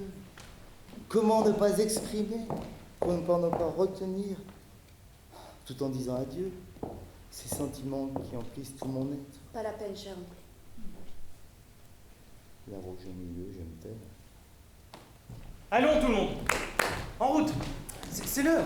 Et puis Rodolphe, mon manteau. Je vais m'asseoir une minute. Il me semble que je n'ai jamais vu comment sont les murs ni les plafonds de cette maison. Je les regarde à présent avec avidité, avec un amour si tendre. Je me souviens, je devais avoir 6 ans. C'était pour la Trinité, j'étais assis sur cette fenêtre. Et je regardais mon père qui allait à l'église. On a emporté toutes les affaires. On dirait bien. Et puis Rodolphe, veille à ce que tout soit en ordre. Soyez tranquille, Yermola Alexeyevitch. Qu'est-ce qui arrive à ta voix? Je vais un verre d'eau. Ça va être travers. Ignorance. Nous allons partir. Ici, il ne restera plus une âme. Jusqu'au printemps. Oh, mais non, je n'y songeais pas. Allons tout le monde. En route, c'est l'heure. Le train va arriver.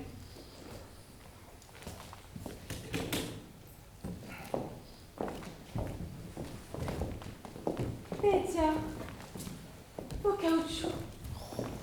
Ils étaient ici, près de la valise. Ils sont si vieux, oh, si sales. Allons-y. Le train, la gare, dit en tête, ça tourne. Allons-y. Tout le monde est ici. Plus personne là-bas. On a laissé des choses. Il faut aller fermer la clé. Adieu, maison. Adieu, la vieille vie. Bonjour, la vie nouvelle. Bon. Alors, au printemps? Allons, partons. Allons-y. Ma sœur, ma sœur. Oh, mon cher et tendre jardin, ma vie, ma jeunesse, mon bonheur. Adieu, adieu. Maman! Oh! Un dernier regard sur ces murs, sur ces fenêtres. Pauvre maman. Elle aimait tellement marcher dans cette pièce. Oh, ma sœur, ma sœur. Maman! Maman! Oh, oh! Nous venons!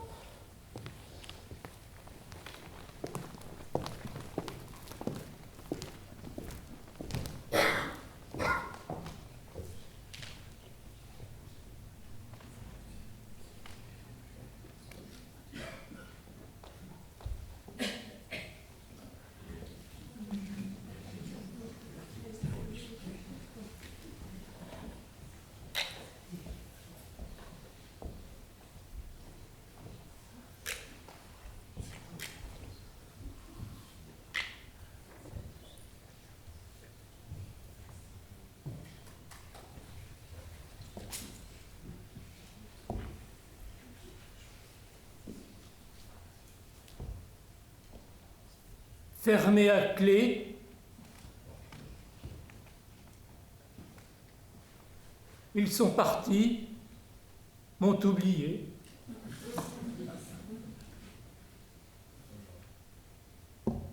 Ce n'est rien. Je vais m'asseoir.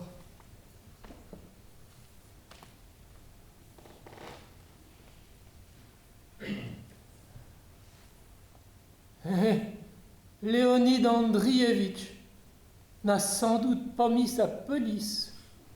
Il est parti avec son manteau et je n'y ai pas fait attention.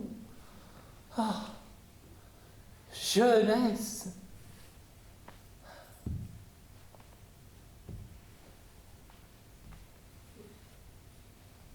Skolkazien, la vie est passée comme si je ne l'avais pas vécue. Je vais m'allonger un peu ici.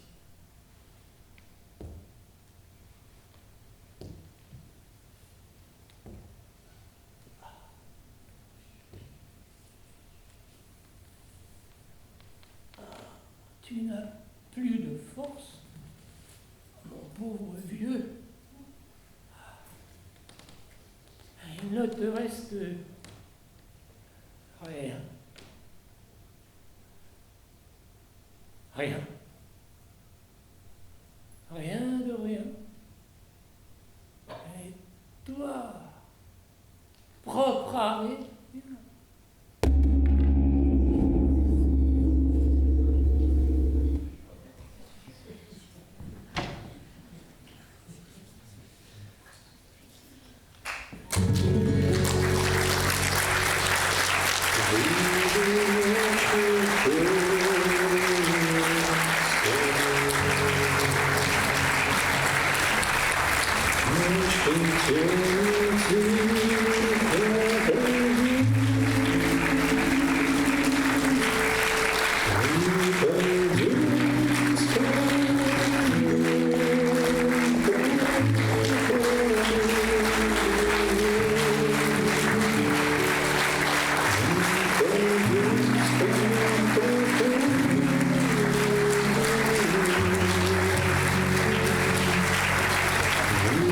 You